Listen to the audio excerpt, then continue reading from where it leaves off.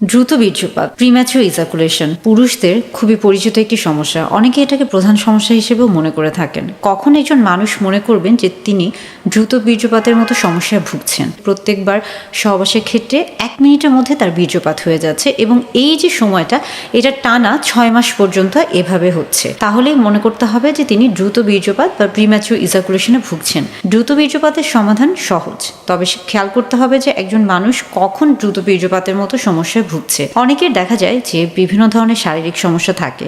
বিশেষ করে আমরা বলে থাকি যে স্বাস্থ্যগত যে সমস্যাগুলো আছে সেখানে শারীরিক সমস্যা যেমন গুরুত্বপূর্ণ, তেমনি পাশাপাশি মানসিক সমস্যাও কিন্তু অত্যন্ত গুরুত্বপূর্ণ।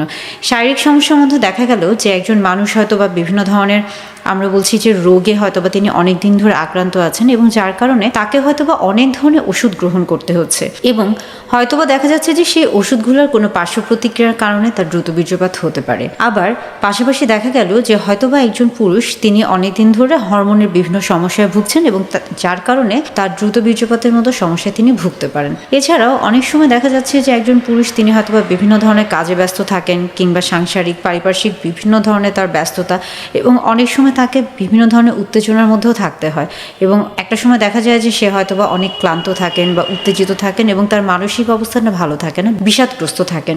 সেই ক্ষেত্রেও কিন্তু দ্রুত বীর্যপাত হতে পারে। অর্থাৎ দ্রুত বীর্যপাত যে নির্দিষ্ট একটা সমস্যার জন্য হবে তা কিন্তু কখনোই না, অনেকগুলো সমস্যার কারণে হতে পারে। সেই ক্ষেত্রে আসলে বুঝতে হবে যে নির্দিষ্ট কোন কারণে তার দ্রুত বীর্যপাত হচ্ছে, সেই সমস্যাটা আগে নির্ণয় করতে হবে এবং সেই সমস্যা অনুযায়ী তার সমাধান করতে হবে।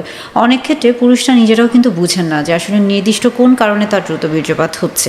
সেই ক্ষেত্রে অবশ্যই চিকিৎসকের পরামর্শ নেওয়া উচিত এবং দ্রুত বীর্যপাত আপনি কিভাবে এখান থেকে নিজেকে প্রতিরোধ করতে পারেন বা কিভাবে এই সমস্যার সমাধান করতে পারেন, এটাও কিন্তু অনেক সময় আপনার নিজেকেই ভাবতে হবে।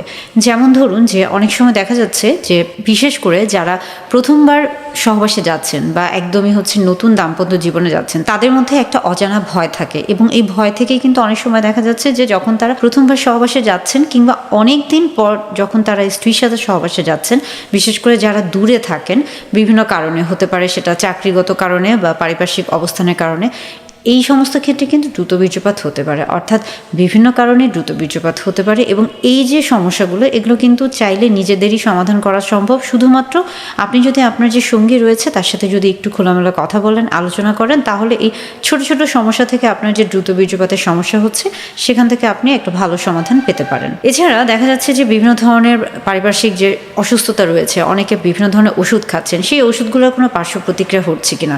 এছাড়া আমরা সবসময় বলে থাকি যে লাইফস্টাইল মডিফিকেশন, অর্থাৎ স্বাস্থ্যগত জীবন এবং সুন্দর জীবন যাপনের জন্য আসলে যে অভ্যাসগুলো দরকার, পুষ্টিকর খাবার খাচ্ছেন কিনা, প্রতিদিন নিয়মিত অন্তত 30 মিনিট ব্যায়াম করছেন কিনা বা হাঁটছেন কিনা, এই প্রত্যেকটা জিনিসই কিন্তু আসলে আপনার সব কিছুর জন্য গুরুত্বপূর্ণ।